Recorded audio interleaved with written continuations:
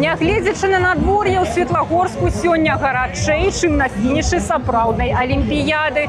Побач са мной на 1 квадратным метры будучыя баксёры, весляры і гімнасты. Фестываль «Вытокі» – гэта выдатны спосаб праверыць, на што здольны ты сам, нават калі са спортам знаёмы толькі па школьных уроках фізкультуры.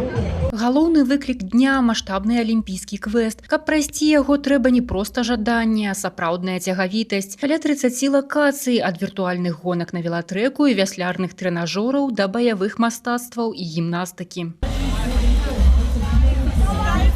На кожнай кропцы побач з навічкамі вопытныя майстры, прызёры алімпіяд і чэмпіянатаў свету, гатовыя падказаць і накіраваць. Дети очень послушно себя ведут и стараются максимально правильно и качественно выполнять упражнения.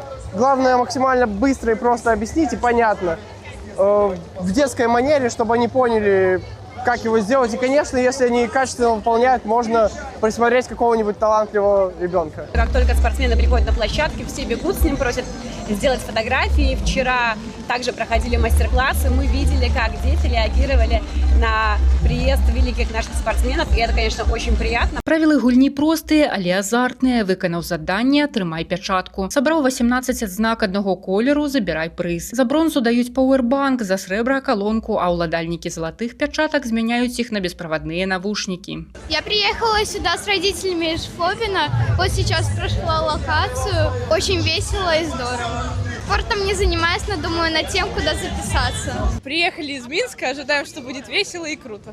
Мы выступаем сегодня с номером чирлидинг. Будем дарить заряд позитива зрителям. Мы сами живем в Минске и с мальчиками приехали, но еще в начале лета или в конце лета они уже знали, что в Светлогорске будут Вытоки. Дети очень хорошо относятся, мы вообще семья к спорту. Они оба у нас занимаются карате, да, участвуют во всех республиканских соревнованиях. Посетил 7 локаций, больше всего впечатлило баскетбол. Для жлабінчанкі Веронікі Дарафеевай прыз толькі прыемны бонус. Самая каштоўная магчымасць паціснуць руку чэмпіёну і зразумець, што любую вяршыню можна ўзяць, калі не сядзець на месцы. Дзяўчынка прафесійна займаецца воркаутом и принимая удел уже у других вытоках запар. Мне игра понравилась, то есть я уже прошла почти к концу. Ощущения хорошие, только дождь мешает проходить игру. Но так все хорошо, играю отлично.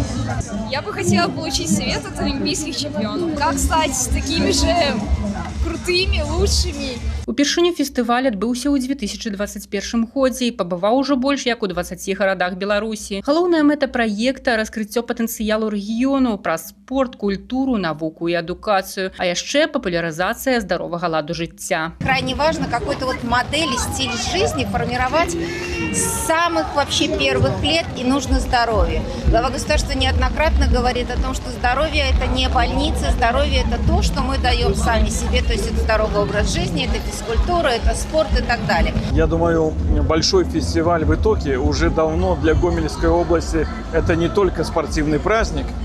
Наверное, фестиваль «Вытоки» это яркий, узнаваемый проект для всей нашей страны, который объединяет, наверное, не только спорт, но и нашу культуру, нашу историю, подчеркивает наше образование, семейные ценности и патриотическое воспитание молодежи.